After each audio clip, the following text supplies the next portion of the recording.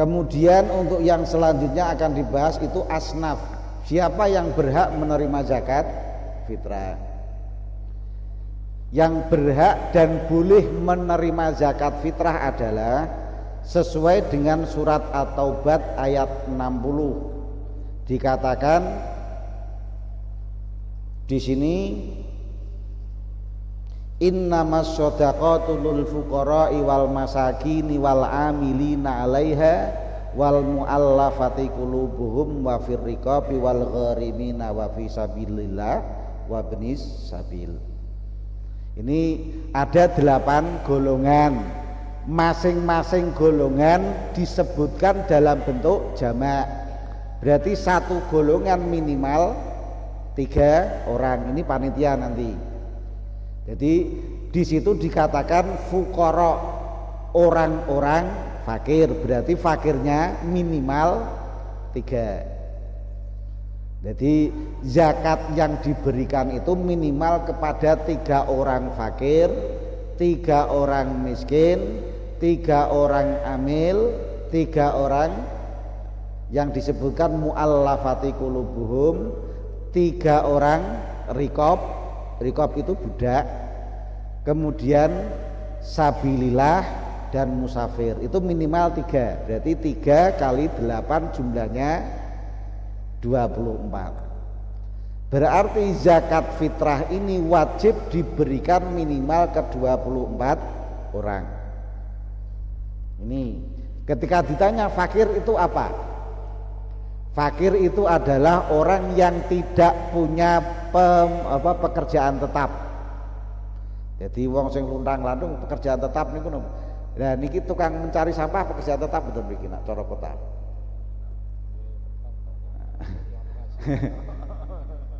Jadi orang yang tidak memiliki penghasilan atau pekerjaan tetap, ini fakir. Siapapun orangnya, entah itu dia mendapat warisan jumlahnya miliaran, nak dia orang duwe gawean berarti fakir. Dia berhak menerima zakat. Kemudian yang kedua adalah orang miskin. Orang miskin adalah orang yang memiliki pekerjaan tetap tetapi penghasilannya kurang dari 2/3 ukuran nisab.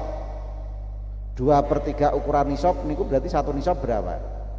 Satu nisab sama dengan 65 gram emas batangan, 24 karat. 1 karat berapa?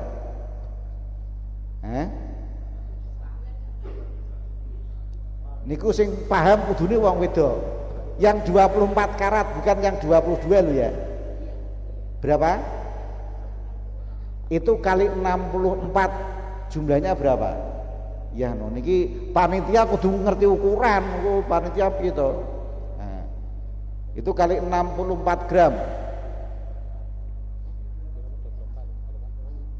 64 gram kali 9 berapa tadi? 985. Nggih. Oh sudah naik. Ya naik.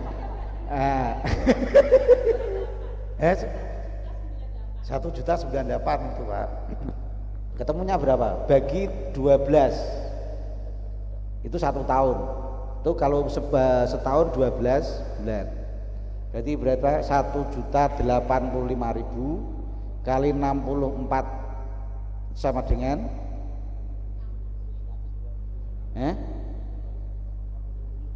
berapa? Dibagi 12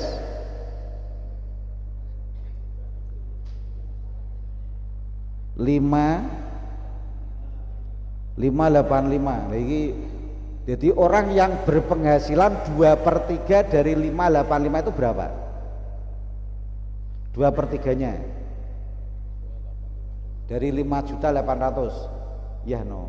Iki kudune ngerti wong tukang matematika niki. Kula mboten dadi panitia jadi kurang maling untung. 3.900.000. Jadi orang yang berpenghasilan di bawah 3.900.000 itu berarti miskin. untuk bulan ini, karena jenengan yang tahu harganya sekarang ya. Kalau misalkan emasnya naik, ya nanti takarannya akan naik. Jadi jenengan mengikuti aturan harga emas. Ya no. Ya jenengan miskin rasa kemaki sampean. Ayo kuwi. Lah wong di bawah 3.900.000 kok.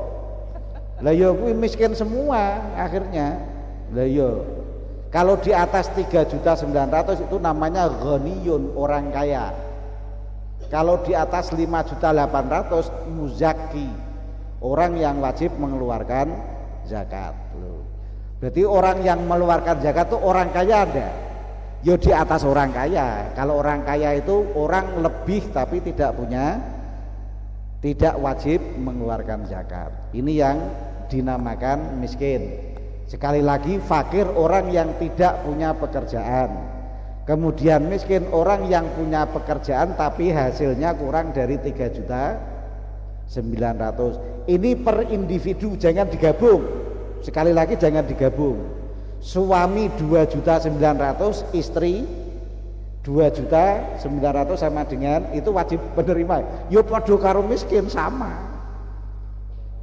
Ya, perorangan individu. Jadi kalau penggabungan lebih itu tidak wajib. Sekali lagi tidak wajib. Ini kira-kira pegawai negeri ini berapa sekarang? Miskin semua kan? Lah iya, makanya harus diperhatikan oleh pemerintah. Lah iya, pemerintah ini kok kudu diperhatikake kuwi. Lah iya, makanya ini yang dinamakan orang-orang miskin. Jadi jenengan nek diunake miskin rasa tersinggung. Nah niku. Lah nek kaya kula kan fakir karena tidak punya pekerjaan. Misalkan ngaji dianggap pekerjaan sama tak tutuk kuwi. Jadi ngaji itu tidak termasuk pekerjaan. Ini yang kedua. Kemudian yang ketiga adalah amil. Amil bukan panitia. Jadi amil adalah man yu'amilul imam, yaitu orang yang mengetahui hukum kemudian dibutuhkan pemerintah, lalu diberi tugas pemerintah membantu membagikan zakat. Itu namanya amil. Nah, mriki pripun? Bukan jenengan mengajukan, lain ya. Jadi jenengan panitia mengajukan ke KUA meminta surat dijadikan sebagai bukan. Jadi man yu'amilul imam. Jadi orang yang paham tentang hukum, pemerintah membutuhkan dia, kemudian memberi tugas. Itu amil. Loh niki. Susah toh? Niki agak susah niki. Napa? Panitia napa? Jadi panitia tidak boleh menerima zakat bagian amil, tidak boleh. Niki kula perintah keras niki. Engko nek ana panitia ganggu jipuk napa? Beras untuk bagian amil lho ya. Itu tutuki ngono wae gampang. Bukan, nanti dibahas untuk yang untuk yang panitia tugasnya nanti di mana. Yang ketiga tadi apa? Amil. Jadi orang yang paham hukum dibutuhkan pemerintah, kemudian pemerintah memberikan tugas. Ini. Kemudian yang keempat, mu'allafati qulubuhum. Jadi orang yang dirubah-rubah hatinya untuk masuk Islam. Nak dibahasake sing rada cetha, ya kuwi mau orang-orang Nasrani atau Majusi atau tetangga sing ora duwe sifat permusuhan karo orang mukmin. Jadi pripun jal kuwi? Non-Islam boleh mendapatkan bagian dari mu'allafati qulubum selama piyambake tidak memusuhi kita. Lho niku. Jadi zakat fitrah boleh dikasihkan ke orang non muslim, boleh. Jadi bagian dari mu'alaf. Lah nak wonge wis muslim, berarti orangnya ini sudah muslim walaupun baru masuk Islam, Piyambake niku mboten termasuk mu'alaf, tapi bagian dari sabilillah karena doa mereka itu mustajabah. Jadi ngungkuli kiai. Jadi keterangannya di situ. Jadi mu'allafati qulubum itu bukan orang yang baru masuk Islam, tapi orang yang bisa diharapkan keislamannya. Niki. Nah, nanti untuk kalau misalkan mau tanya nanti. Ini yang keempat. Kemudian diri wa amma mu'allafatul islami, jadi tasaddaku dukhuluhu, jadi orang yang diharapkan ketika menerima zakat itu piyambake tambah seneng maring awake dhewe. Jadi dikei mbek ora dikei nak padha wae piye ya mending ora usah. Jadi istilahnya ketika dia menerima itu kok kira-kira tambah seneng kepada kita, maka itu diperintahkan untuk diberi. Kalau tidak, enggak. Ini. Kemudian yang keenam,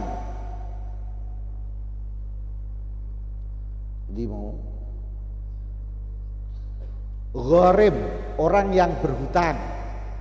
Nak dikatakan kasar, ya kuwi nak mesti jenengan, berarti kula gharib iki.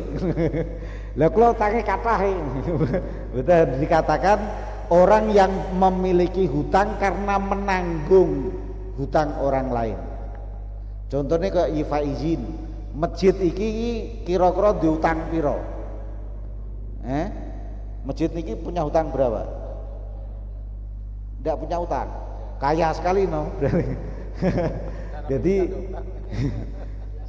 Jadi misalkan kayak niki napa lampu dan lain sebagainya niku, misalkan ketika bulanannya itu ditanggung oleh takmir, berarti takmir ini masuk bagian dari hutang.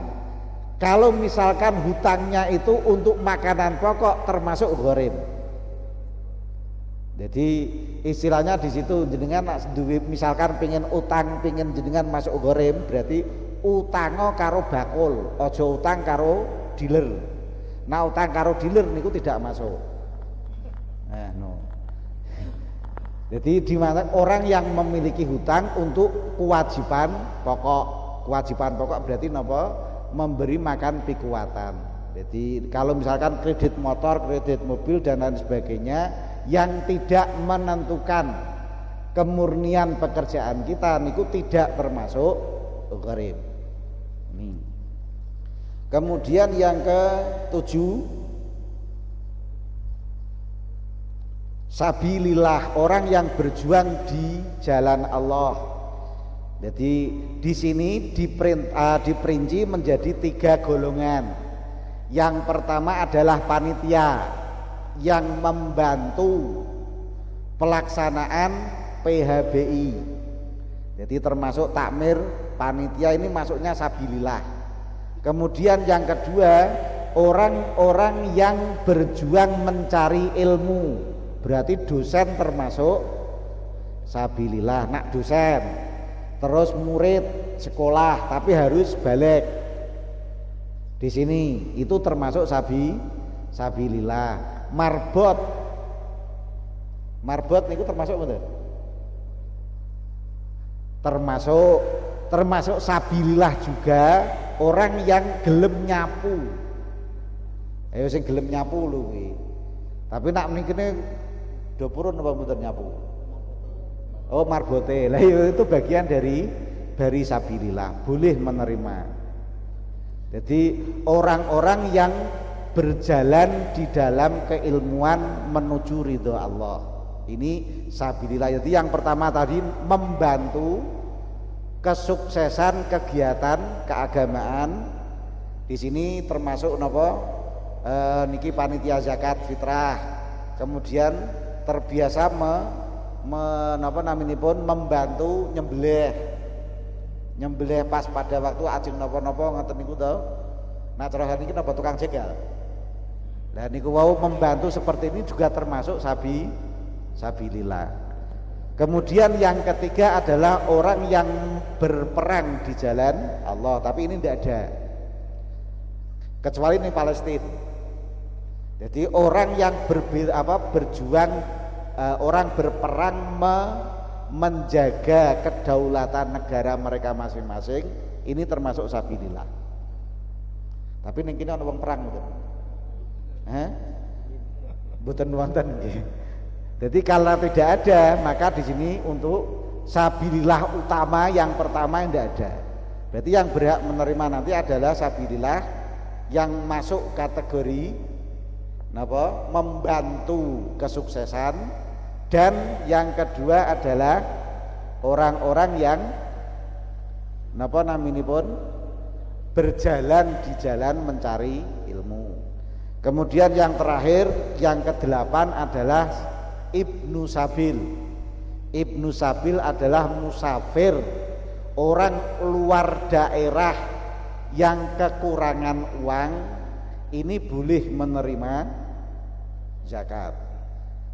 Dikatakan orang luar daerah adalah orang yang jarak rumahnya dengan kita lebih dari 92 km. Jadi ditanyain, kok luar kota apa luar apa niku? Biasa nak mriki. 96 niku untuk yang barat mana? Yang barat Pemalang. Kalau ke timur Rembang. Jadi nak masih orang Kudus niki aku njaluk sabilillah ora entuk. Kuwi ora wong luar kota. Jadi nak cara saniki niku napa wong Tegawanu misalkan ke sini, Tegawanu sampai sini berapa itu? Enggak boleh menerima. Nah, ini